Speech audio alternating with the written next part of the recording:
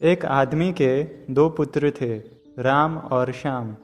दोनों थे तो सगे भाई, पर एक दूसरे के बिल्कुल विपरीत थे। जहाँ राम बहुत कंजूस था, वहीं श्याम को फिजूल खर्ची की आदत थी।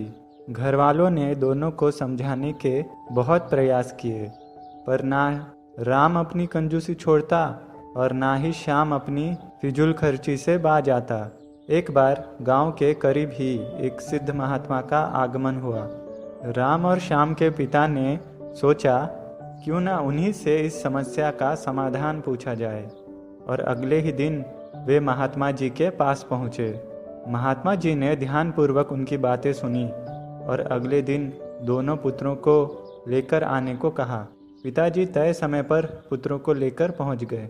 महात्मा जी ने दोनों भाइयों के सामने अपनी बंद मुट्ठी घुमाते हुए कहा, बताओ, यदि मेरा हाथ हमेशा के लिए ऐसा ही हो जाए तो कैसा लगेगा?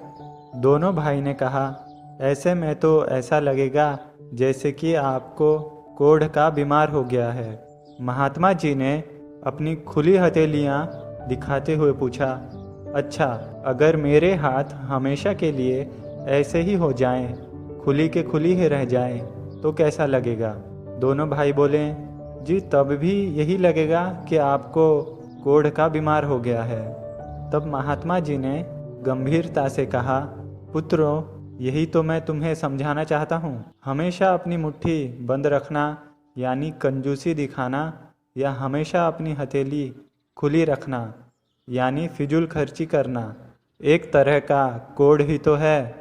हमेशा मुट्ठी बंद रखने वाला धनवान होते हुए भी निर्धन ही रहता है, और हमेशा मुट्ठी खुली रखने वाला चाहे जितना भी धनवान हो, उसे निर्धन बनते समय नहीं लगता।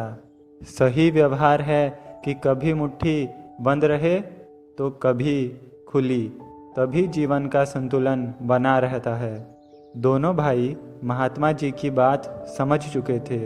अब उन्होंने मन ही मन सोच समझ कर ही खर्च करने का निश्चय किया।